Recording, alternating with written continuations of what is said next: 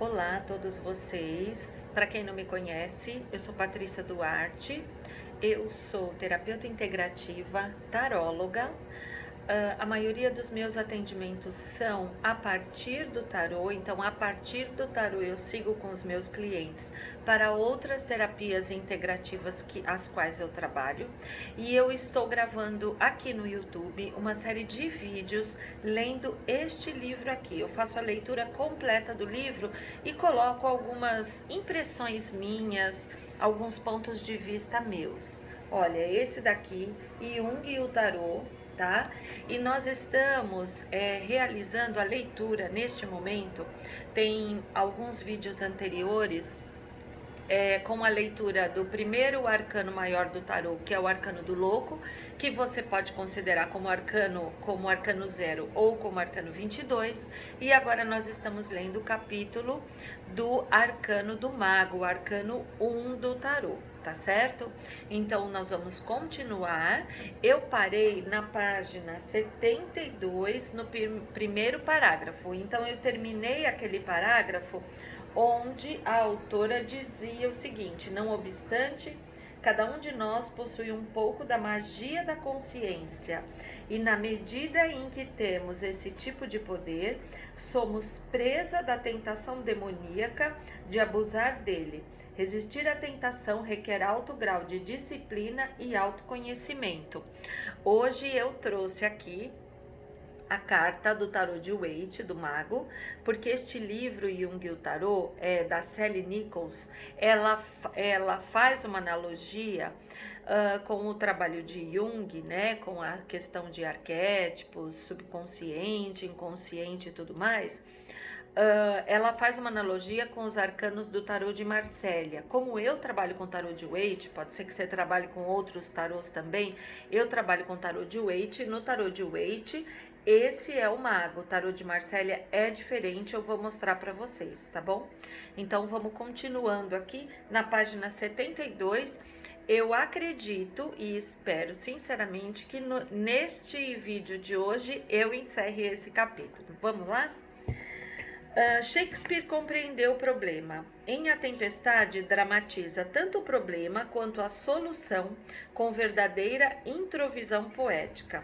Aqui, Próspero, um duque despojado do seu ducado pelas maquinações de antigos amigos, retira-se para uma ilha deserta, onde estuda as artes mágicas e planeja vingar-se dos que o traíram. Nesse momento do capítulo, a autora, ela faz uma analogia do diabo com o mago, tá? Pelo lado do mago do embusteiro. Através da sua magia, libera o espírito Ariel, aprisionado muito tempo atrás no tronco de uma árvore por uma feiticeira malvada. Próspero, por seu turno, sujeita Ariel à escravidão, obrigando esse bom espírito a servir aos seus negros propósitos, que envolvem o conjuro de uma tempestade fatal, capaz de provocar o naufrágio e a morte dos que o traíram. Gente, eu estou lendo um livro que foi escrito na década de 80, tá? E é um livro que foi traduzido. Então a gente vai se deparar com alguns termos que eram comuns, vamos dizer assim, na década de 80, tá? E se tratando de tradução, então a pessoa às vezes que traduziu estava de acordo com os valores da época. Então vamos pensar, 40 anos atrás, de lá para cá, algumas coisas mudaram, né? Então só para vocês poderem entender, e eu estou lendo exatamente como está no livro, então sem julgamento, né? Então vamos continuar. Mais tarde, através da boa influência de Ariel, Próspero abandona voluntariamente o plano de vingança, faz amizade com os inimigos e liberta Ariel e outros que escravizaram a sua magia negra. No fim, renuncia para sempre a essa espécie de mágica, deixa a ilha onde reinar absoluto e regressa ao continente da humanidade coletiva, onde jura viver a vida e usar os talentos criativos que possui de maneira mais humana e consciente. Isolado em seu mundo mágico, Próspero, que é esse personagem principal, né, da peça A Tempestade de Shakespeare, Próspero é um exemplo excelente do mago arquetípico. Nenhum de nós é um mago nessas condições. Não podemos provocar tempestades à vontade, nem literalmente falando, libertar espíritos aéreos aprisionados na matéria e obrigá-los a cooperar. Mas através da magia milagrosa da ciência moderna, o nosso próspero cindiu o átomo, dando liberdade a espíritos muito mais poderosos do que qualquer tempestade. Já vimos essa energia muitíssimo mal utilizada e sabemos que forças potencialmente ainda mais horrendas poderão ser soltas no mundo. Sim, nenhum de nós principalmente no finalzinho dos anos 30, né? Vamos dizer mais ou menos assim, meados dos anos 30 do século 20. Nenhum de nós como indivíduo é responsável pela magia da ciência, nem pelos horrores do abuso que dela se faz. Mas todos, coletivamente, temos de suportar essa carga, a não ser que possamos libertar o nosso bom espírito da sua atual servidão ao nosso materialismo, a nossa cobiça, a nossa vingança, seremos seguramente destruídos pela nossa própria magia do mal. Na 11ª hora, precisaremos, de um modo ou de outro, ajudar o nosso próspero a encontrar o caminho de volta ao continente da humanidade comum. Quase todos nos sentimos inermes nessa situação. Provavelmente há muito pouca coisa que a pessoa comum possa fazer diretamente para efetuar uma mudança na cúpula. Somos, na verdade, minúsculas gotinhas num balde muito grande. Felizmente, porém, há uma conexão direta entre a clareza de cada gotícula e a qualidade das águas coletivas como um todo. Toda vez que renunciamos em nossa vida pessoal à magia confortável de uma projeçãozinha do mal, ou toda vez que abandonamos a viciosa tentação de vingar-nos, a consciência do mundo se aclara e a sombra escura que paira sobre o nosso planeta se aligeira. Toda vez que, à semelhança de Peter Pan, nos demoramos a recuperar a nossa própria sombrazinha, e a costuramos seguramente ao nosso pequenino eu, teremos feito mais do que imaginamos possível para mitigar as angústias do mundo. A razão disso, e o ponto é crucial, é que a correspondência entre o interior e o exterior já não pode ser considerada apenas uma analogia. Tornou-se fato provado científico. A conexão entre espírito e matéria, intuída pelos alquimistas, míticos e poetas de muitas culturas e expressa de modo vago e metafórico, é, conforme descobriram os cientistas, muito mais real e direta do que até agora se imaginou possível. Ou seja, uma das leis herméticas muito difundida, né? As leis herméticas muito difundidas de uns tempos para cá, de uns anos para cá. Uma das leis é justamente isso, né? Assim como está em cima, está embaixo, assim como está dentro, está fora, né? Então, mostrando a correspondência, né? A equivalência dentro dos mundos, né? Mundo interno, mundo externo e por aí vai. A ideia alquímica de que o nosso mago interno era um espírito criador de mundos foi demonstrada de tantas maneiras que é hoje muito mais do que mera verdade poética. Provavelmente, a prova mais familiar de que nós, com efeito, criamos um mundo objetivo é oferecida pelas experiências científicas levadas a efeito com a luz. Nelas ficou provado de forma conclusiva que debaixo de duas séries diferentes de condições experimentais controladas com cuidado, cada qual igualmente válida, observou-se que a natureza da luz era de um lado ondas e de outro corpúsculos. E a despeito de todos os esforços subsequentes nesse sentido, os dois fatos científicos diametralmente opostos se recusaram a harmonizar-se. A verdadeira luz não se apresentará nem permitirá que a conheçamos. A essência fundamental da natureza permanece escondida. e a natureza tampouco se revelará, afirmam os cientistas. Bom, vamos lá. Tem muitos estudos, né, na área científica, principalmente na física, né, falando da física quântica, e eu gostaria até de deixar aqui para vocês uma observação, né, uma dica até para quem está assistindo esses vídeos que eu estou fazendo aqui desse livro, né, Jung e o Tarot, a título de autoconhecimento, a título de estudo, mas que não exerce a profissão de cartomante com as cartas do tarot. Eu sugiro vocês entrarem também no canal do professor Hélio Couto, tá? Para vocês assistirem as palestras que o professor tem lá no Hélio Couto. Que o professor Hélio Couto tem lá no YouTube dele, tá? Ele tem também uma plataforma de ensino à distância, onde ele fala a respeito de vários estudos da física quântica, da mecânica quântica, tá? E como que isso impacta, e como este conhecimento e esse bom uso impacta diretamente na nossa vida, no progresso da nossa vida, no crescimento no nosso caminho, independente da área que você quiser utilizar, tá? Então fica aí a dica para quem quiser. Lembrando que esse livro aqui ele foi escrito em 1980, na década de 80, mas os estudos de física quântica iniciaram por volta de 1800 e pouquinho, né? Ainda assim, finalzinho do século XIX para começar o século XX. A gente tem aí 200 e poucos anos de estudos, né, de pesquisas que se iniciaram da física quântica, da mecânica quântica. O tarô mostra muito isso, né, durante uma leitura, dependendo do teu estilo de leitura como tarólogo, como taróloga. Tá?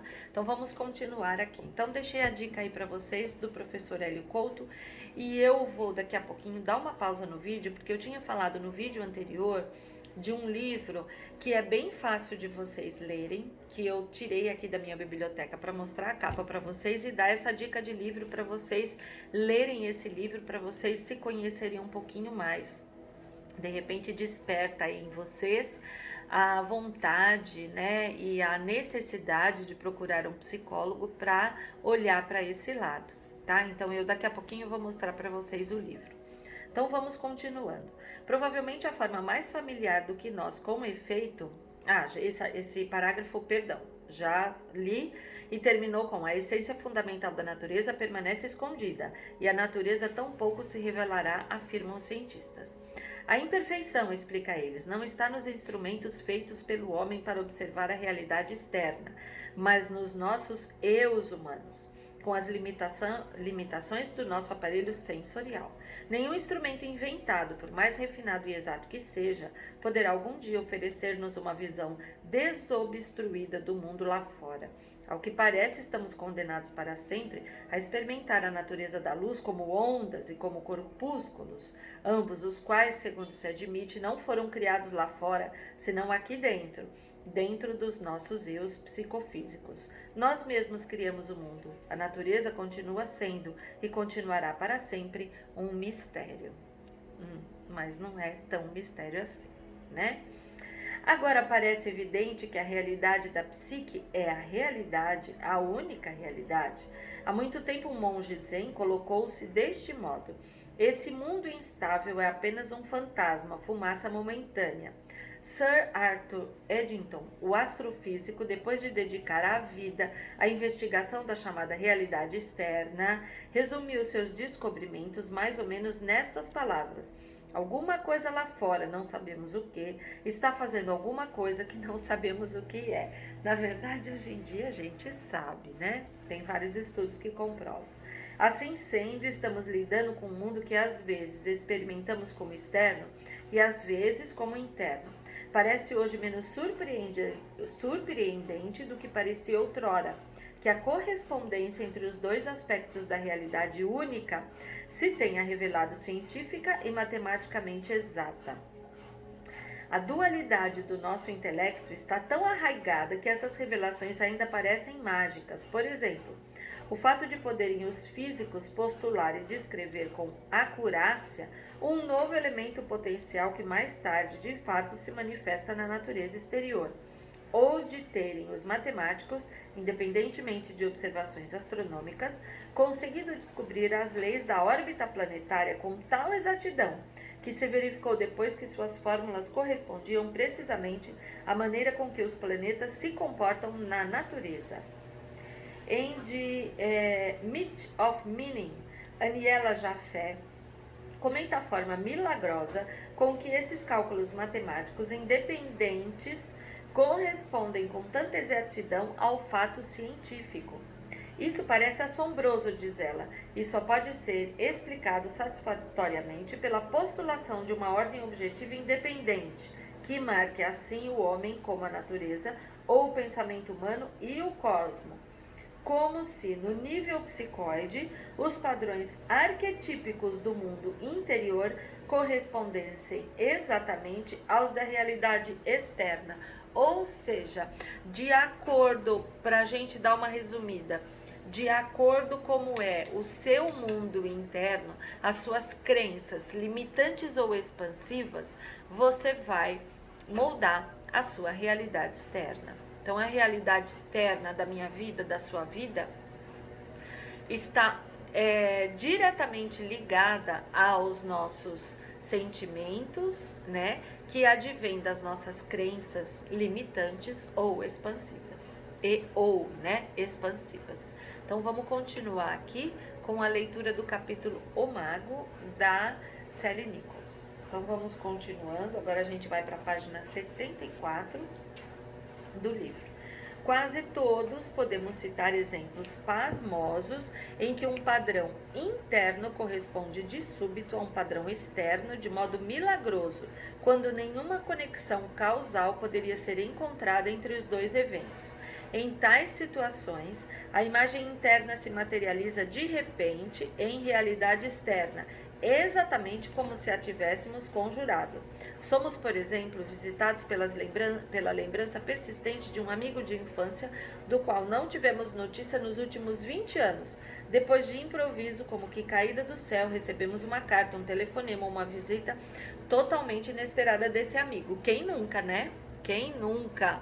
Quando eu era mais jovem, eu tinha muito isso. Nossa, gente, a gente pensa na pessoa e a pessoa aparece. Mas naquele tempo eu não tinha celular, né? Até os meus 30 e poucos anos, mais ou menos. E aí, o que a gente pode concluir disso tudo, né? A gente pode concluir que é muito claro isso, né? Hoje em dia tem o celular, todo mundo fala, o celular ouve, né? Os aplicativos ouvem o que a gente fala através do celular, e aí a gente acaba abrindo, quando a gente abre o celular, desbloqueia, já aparece ou no Google, ou no Instagram, ou alguma rede social, não importa, uma informação, uma notícia, um post, uma publicação de alguém relativo àquele assunto que a gente estava comentando com alguém. Mas naquele tempo atrás, né, 30 anos atrás aproximadamente, a gente não tinha nada disso, né? Então, mas isso acontecia, e isso de fato acontece, né? Acontece muito. Então, alguns cientistas dizem que isso não tem explicação, mas tem explicação, né?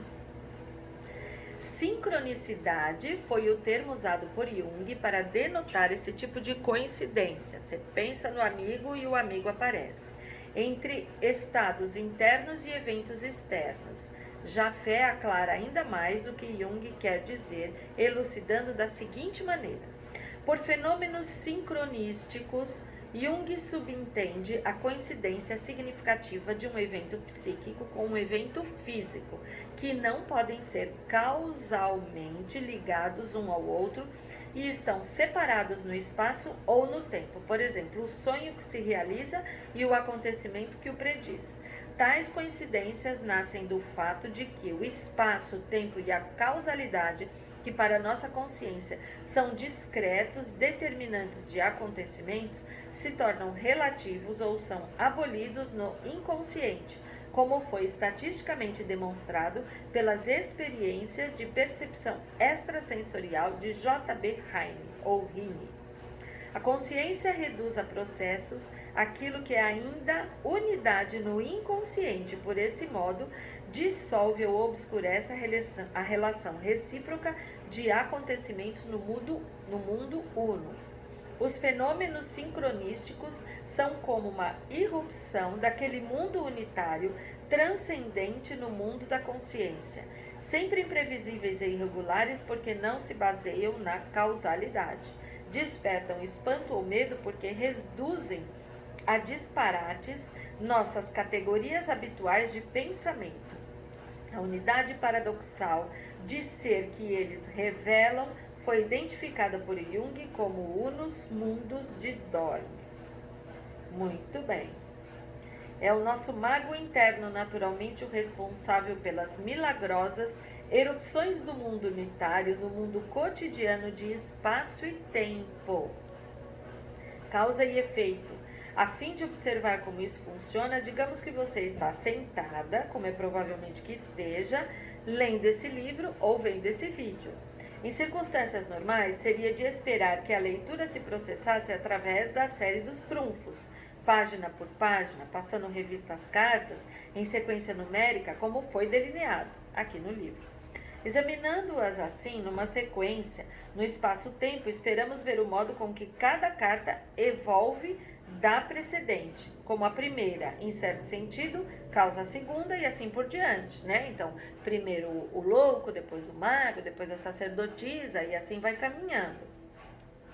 De acordo com o pensamento linear a que nos acostumamos, só deveríamos esperar ver a carta número 22, o mundo, aqui no caso para ela é 22, porque ela considera o louco, ela considera como zero, né? Mas tudo bem.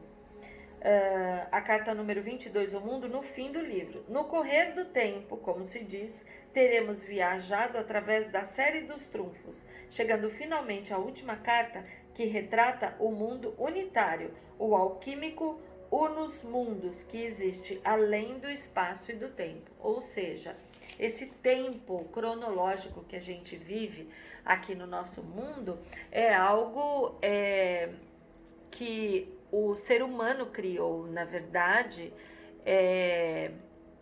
em outros mundos, vamos dizer assim, né? E até no próprio vácuo quântico, né? Não existe isso, né? Existe, inclusive, um estudo da ciência de que passado, presente e futuro estão acontecendo exatamente ao mesmo tempo. Isso é um assunto para outro momento, mas se vocês quiserem pesquisar, pesquisem, porque é interessante. Eu gosto de deixar essas observações no ar para que vocês possam pesquisar, né? Porque é muito interessante. Bom, eu vou dar uma pausa aqui, porque nós temos mais, quer ver? 1, 2, 3, nós temos mais 3 páginas, 3 folhas. Então, eu vou dar uma pausa aqui, que daí eu já pego aquele livro que eu quero indicar para vocês e gravo já um segundo vídeo encerrando exatamente hoje, tá? A leitura do mago. Então, eu vou passar para o próximo vídeo.